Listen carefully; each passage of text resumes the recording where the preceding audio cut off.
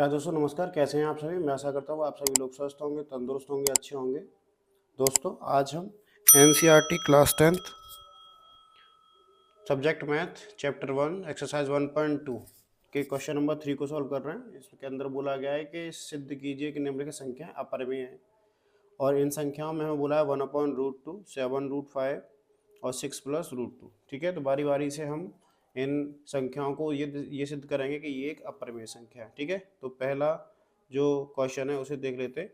यहाँ आपको बोला 1/√2 को सिद्ध करना है कि एक अपरिमेय संख्या है। तो इस क्वेश्चन का कॉन्सेप्ट है वो कहता है कि अगर आपको अपरिमेय संख्या सिद्ध करनी है तो आपको ये संख्या जो है परमेय माननी पड़ेगी। तो हम मान लेते हैं कि माना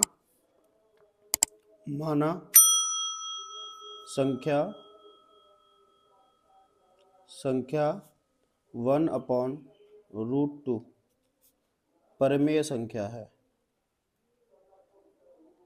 परमेय संख्या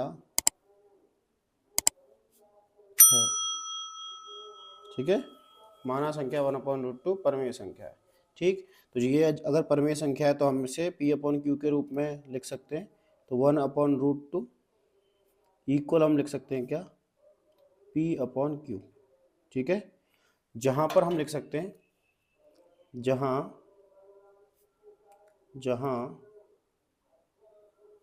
हम लिख सकते हैं जहां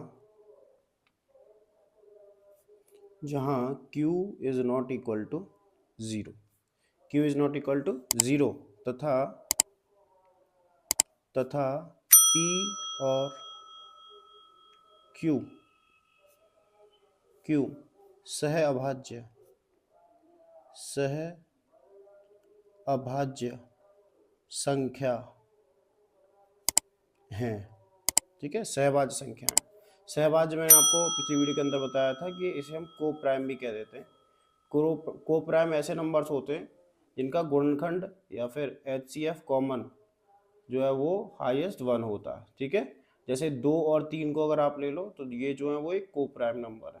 ठीक है ना, को प्राइम है, प्राइम भी है और इनका जो HCF है वो 1 है। ओके, तो इसी तरह से हम जब इसे सॉल्व करेंगे तो हम यहाँ पे क्रॉस मल्टीप्लाई कर लेते हैं। तो जब क्रॉस मल्टीप्लाई हम यहाँ करेंगे तो यहाँ हमारे पास आएगा Q is equal to √2P। ठीक है, √2P। ठीक है, अब हम क्या करेंगे? अब हम दोनों पक्षों का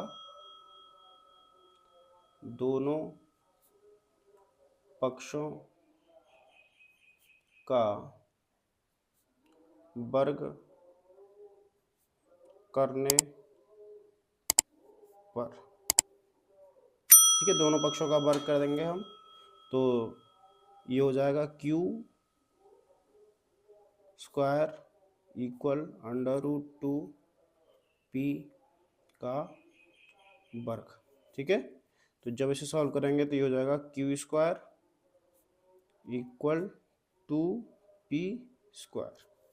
ठीक है, 2P स्क्वायर। ओके, तो ये हमारा इक्वेशन बन जाएगी 1।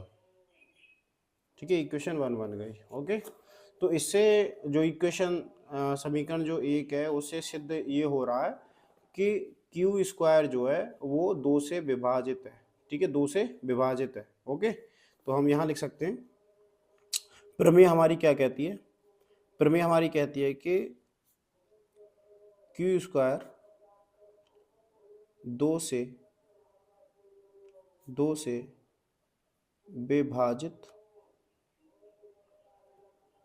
विभाजित है। ठीक है, यहाँ जो है वो Q स्क्वायर 2 से विभाजित है। जब Q स्क्वायर 2 से विभाजित है तो हमारी प्रमेय कहती है कि अगर किसी संख्या का वर्ग 2 से विभाजित होगा तो उस संख्या का वर्गमूल भी 2 से विभाजित होता है। ठीक है, तो Q भी 2 से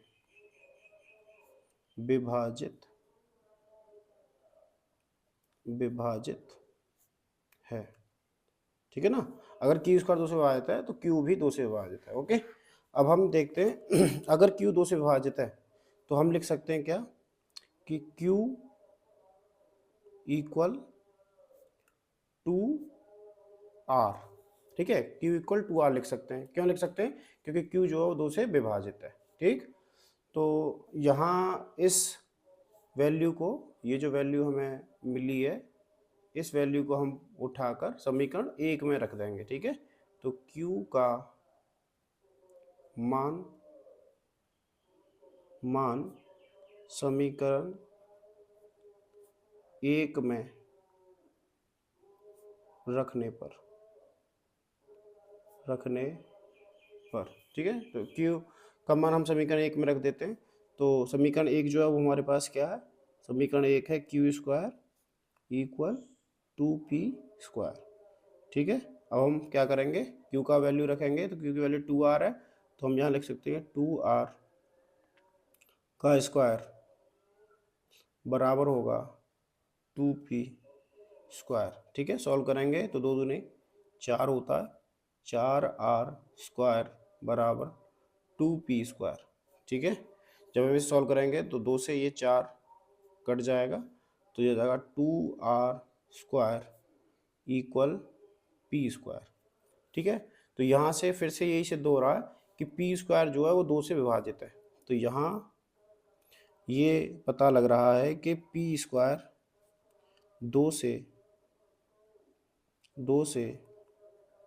विभाजित है। ठीक है, विभाजित है, p² जो है 2 से विभाजित है। अब मैंने आपको बताया कि जो थ्योरम है वो क्या कहती है कि p² अगर 2 से विभाजित है तो p भी 2 से विभाजित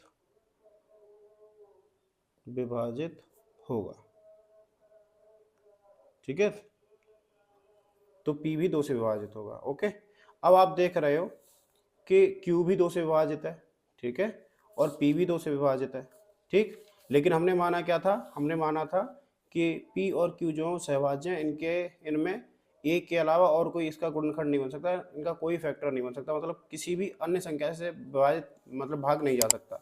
लेकिन जब हम यहाँ देख रहे हैं तो यहाँ q के अंदर 2 से ही भाग जा रहा है और यहाँ p के अंदर 2 से ही भाग जा रहा है। ठीक है ना, तो ये कहीं ना कहीं जो है वो जो हमारी जो कल्पना है वो गलत सिद्ध हो रही है। ठीक है, तो हम लिखते हैं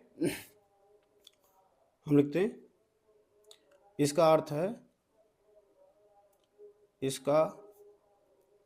अर्थ है कि P और Q के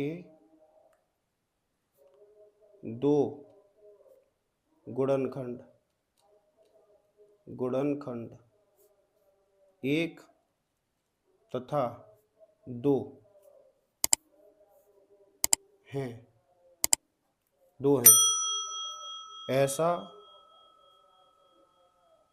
ऐसा प्रमेय संख्या की परिभाषा के लिए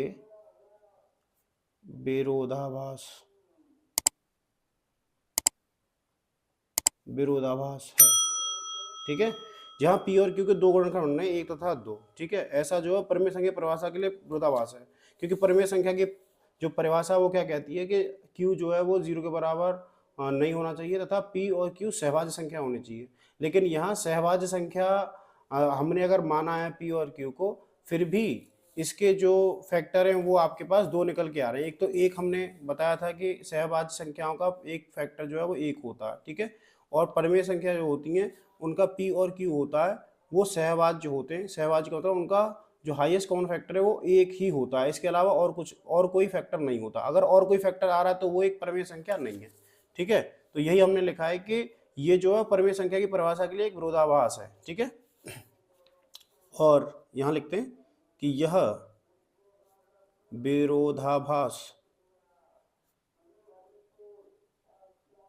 विरोधाभास हमारी गलत कल्पना के कारण हुआ है कि संख्या है 1/√2 के 1/√2 एक परिमेय संख्या है। अतः 1/√2 एक अपरिमेय संख्या है। ठीक है ना।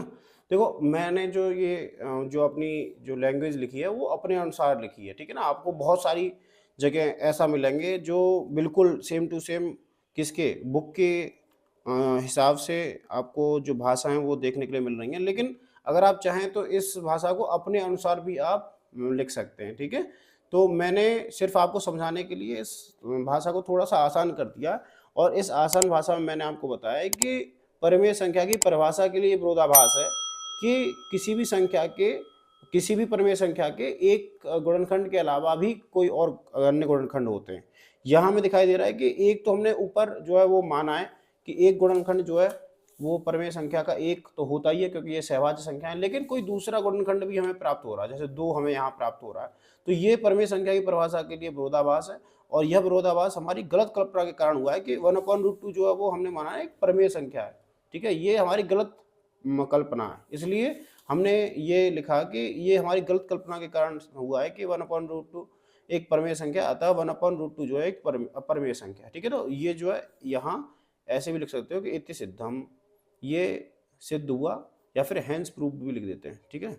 सिद्धम, ठीक है, या फिर हैंस प्रूव्ड भी आप लिख सकते हो। ठीक है ना। इस तरह से भी आप कर सकते हो।